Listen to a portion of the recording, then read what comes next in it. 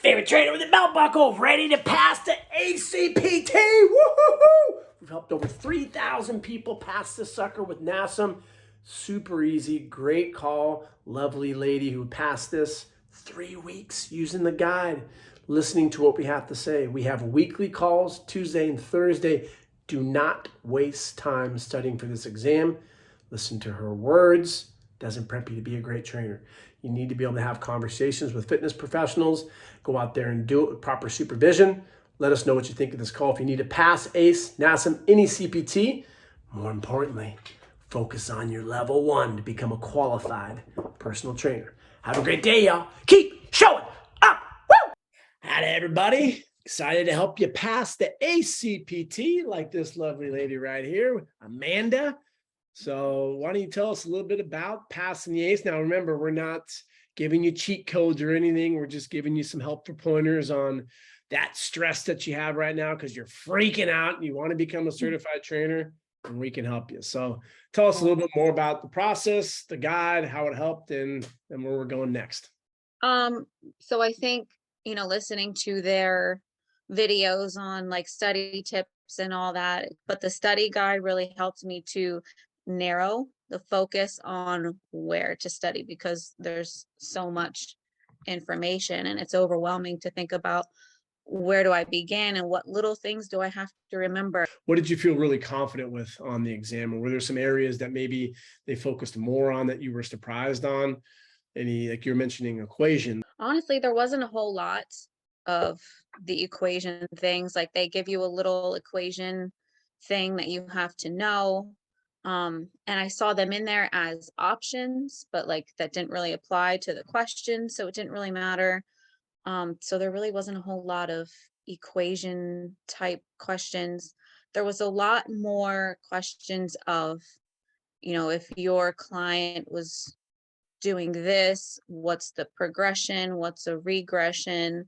There was a lot of videos that asked, if you see your client doing this, what exercises would you give them to help strengthen this muscle or that muscle, like there was a lot of those kinds of questions. Yeah, so with their IFT model, you have the base, which is just pretty much simple exercises, then your progressions into the more advanced ones. And so if your client's doing a squat and you see their knees coming in a little bit, they might demonstrate that. And then they're going to ask what would be exercises to help strengthen those weaker muscles.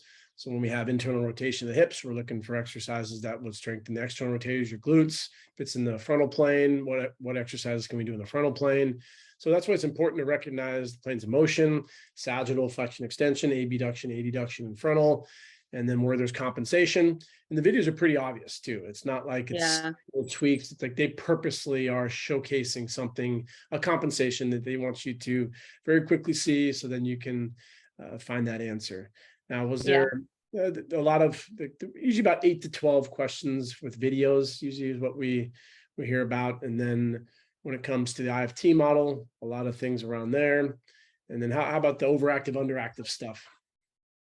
Yeah, I would say, not a super amount, but yeah, there were some questions on that too. So that's probably important to place your study focus too. And then we have the stages of change. We always hear a bunch about the questions on the assessment, SOAP notes and things like a ton of their bulk of it. Now, what was your studying habits? What were they like? And what would be some pieces of advice for Amanda 2.0 if you were to talk to her and say, hey, this is what you need to do, this is how long you should take, focus on the guide, get through it ASAP, and then we'll talk about what you're doing next. Yeah, honestly, I went through the whole, program, read the chapters and did everything how they wanted you to do it. And then as far as my study habits, they're not the best. I had a lot of, life happen in between, like got engaged. So I've been planning a wedding and like school and I'm moving. And so there's been a lot on my plate recently. So honestly, after I got the guide, I kind of put it on the back burner. And then I would say I had scheduled my test and knew that it was coming up, within the month, within a few weeks. And then, I mean, I would say I probably spent, a couple weeks going through the guide, like couple 2 to 3 days a week, I'd say, focusing on the things specifically on it, taking the practice test, looking at the questions that I got wrong, going back through then and looking at those things again. And I mean, I didn't have as much reason to be nervous about it Good. as I Good. thought. Yeah. I always like to ask this question. Don't feel like you're on the spot, but our big mission is to change the industry. And I always ask, do you feel like the test prepped you to be a great trainer?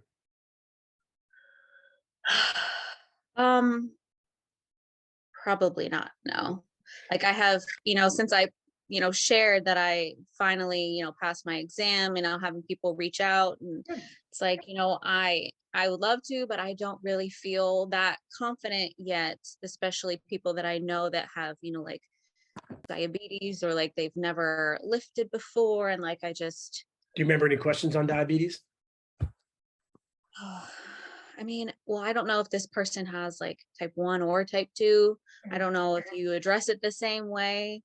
So the big thing to know with type 1 versus type 2 is you always want to use it as an opportunity. These are things that we talk about in our internship, how you can build your business, where networking is really important. So when you have a metabolic disease such as type 1 or type 2, they have to be working with a physician. And so I always take that as an opportunity to say, I'd love to get in contact with your physician. You reach out to them and say, hey, we have a mutual client. My goal is to help them train safely. And I just wanted to go over any contraindications that may happen with exercise. Remember, contraindications are things that may happen. I'd love to take you to coffee, lunch, maybe bring by some coffee to your office. Because then what you can do is you can set up an opportunity with this medical professional. Remember, most trainers don't think big, and they're going to take on any and every opportunity by themselves, and they don't ask questions on how to really help them. And so medical professionals, therapists, massage therapists, chiropractors, doctors, they don't communicate much with trainers. And so they have this perceived notion that we're just a bunch of idiots. And so when you reach out and you're super professional, which you would be, and they're really appreciative, like, wow, you know what? I actually have 8 other clients that could really use a great trainer like you. And on top of that, I need some help with my workouts. And so then you could potentially start working with that doctor. But what you're going to find with type 1 and type 2 is either one, it's you don't produce insulin. And that's why it's referred to as insulin dependent, because you have to take a shot. Whereas type 2, you produce it, but your cells don't recognize it. And that's insulin resistant. So both of them would have some type of strategy for if they were to get hyper or hypoglycemic, depending on the situation. Glucose tablets are nice. They're cheap. I always have those at our gyms in West Hollywood, San Diego, where it's like $15 for a little pack. And if they get a little woozy, pop in 3 or 4 of them, it brings them back. But I'll always ask my client, they know how to manage it, because this isn't something that probably just happened. So I'll say, what do you like? If something were to happen, unfortunately, make sure we sign our waiver, make sure that we cover our ass. But what could I keep here just to make sure? A lot of times you'd be surprised, it's apple juice, it's soda. Then you just stock up on that, because if something were to happen and they weren't prepared, last thing you'd want to do is, be doing CPR or anything like that. And, it can definitely be a real serious situation. We had a student who was type 1 diabetic. And what happens when your brain isn't able to get in the glucose and you have an episode, he was actually, it's a really nasty situation. There was a lawsuit and everything with a bunch of cops and everything, because you're in a state of almost like belligerent where you can't speak. And so I'm trying to give me, so it sounds like you're drunk. And so then you start freaking out and you start, it's a really, really scary situation. So it's not to scare you, but it's one of the great things about, you learn from that person. You start out real simple, and then you progress them. And before you know it, you're changing lives. And that's why you got into this, right? Yeah.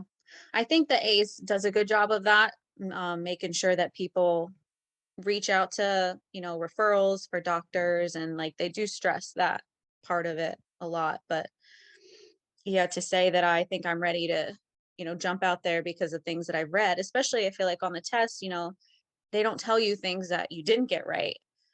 So it's hard to go back, well, if I got all these things wrong, I'd like to know what I got wrong so that I can go back and learn them the correct way, instead of just, throwing me out there and say, hey, that's good enough. Mm-hmm.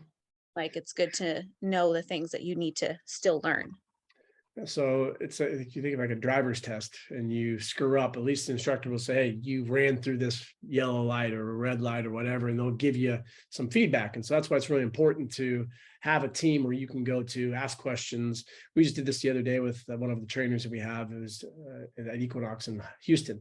And the staff said, hey, we got a client for you. Here's a 400-pound client. Train him. And he's like, what the hell? I wasn't Yeah. prepared for that one. So he reached out, we did a call, designed the program, took him through it, and was able to help them. And that's the most important thing. So I would say that the best thing that you can do for anyone that reaches out is schedule a time to talk with them. And you always have in your back pocket, it's a great question.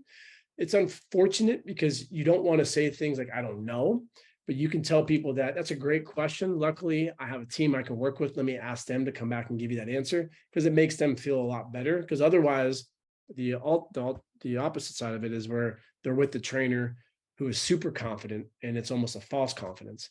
And then they tell them something that is actually not right. And then they get hurt, or they do something that's inappropriate, and it's unfortunate. But I would start scheduling Zoom calls, just like we are right here, whether if it's in person, start getting your waivers down, getting your assessment. And did you want to work in a gym, or do you want to do it out of your garage or go work somewhere? What are some of your aspirations? Probably just starting small on the side, just to kind of build up, experience. My overall goal is because I'm really interested in the mental health aspect of it too. So I'm trying to get into a graduate program actually. And I just figured having this certification would be good to have like in my tool belt, because I think so much of our mental health comes back to our physical health. So I just really like to get all the tools that I can, just to be able to like pursue a later goal of being able to help the overall person. That's great. Well, good for you. So we're here for you and looking forward to helping with your process. Thank you for shedding some light on passing the ACE exam. And did you have the actual textbook, or did you do everything online?